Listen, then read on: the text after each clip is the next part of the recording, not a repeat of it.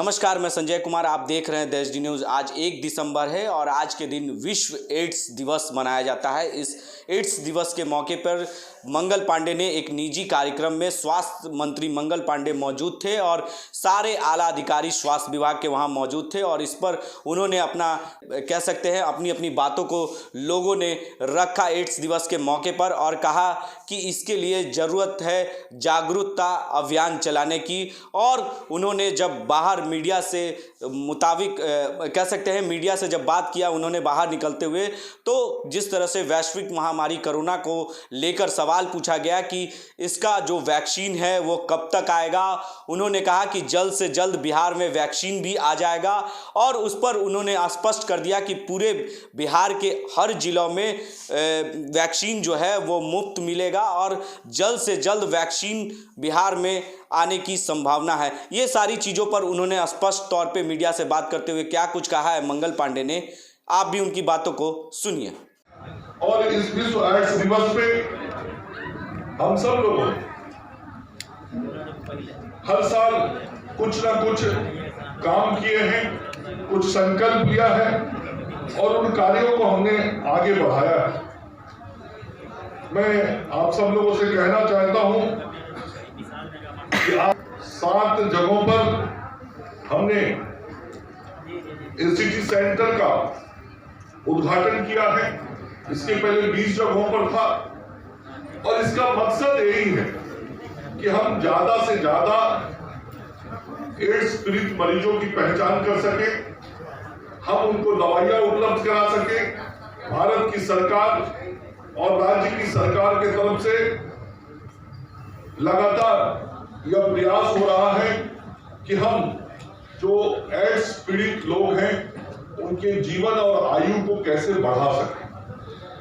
प्रत्येक जी कह रहे थे अभी थोड़ी देर पहले कि आज से 20-30 साल पहले जब किसी को एड्स हो जाता था तो जैसे ही हम लोगों को जानकारी मिलती थी कि HIV पॉजिटिव हो गया है तो हम लोग ये सोचते थे 2-4-6 महीने का ये बीमार है, उसके बाद इससे ज्यादा बचने वाला नहीं।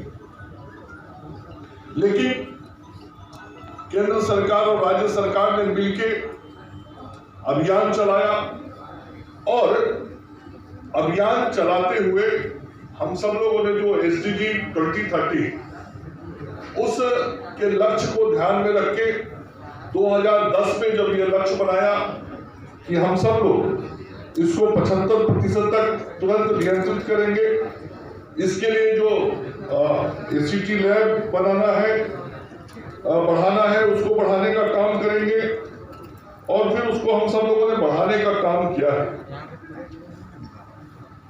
जो और उसका किस स्तर पर तैयारी है? देखिए, वैक्सीन के निर्माण की प्रक्रिया चल रही है, ट्रायल हो रहे हैं, कहीं ट्रायल सेकेंड स्टेज में है, कहीं थर्ड स्टेज में है।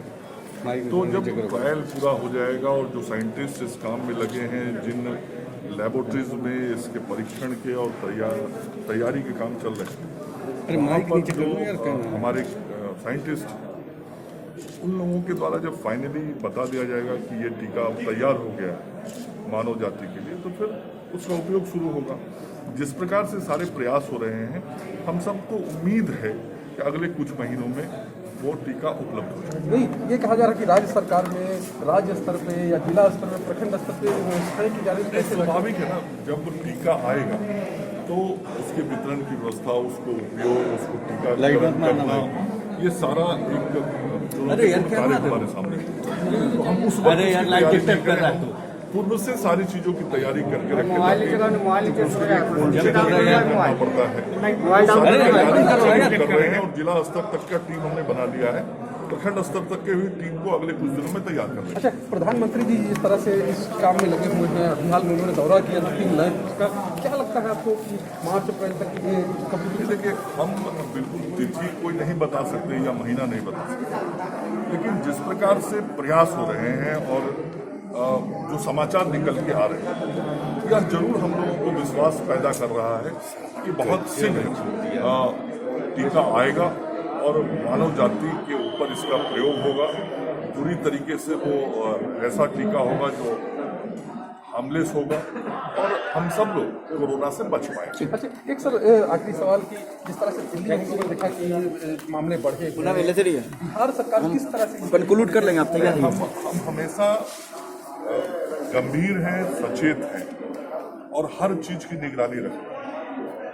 और यही कारण है कि आपने देखा होगा विगत 3-4 महीनों में कई राज्यों में कोरोना के केसेस बढ़े। लोगों ने कहा कि वहां पे उसका सेकेंड फेज आ गया। कभी कर्नाटका की बात हुई तो कभी साउथ की किसी स्टेट की बात हुई, कभी दिल्ली की बात हुई।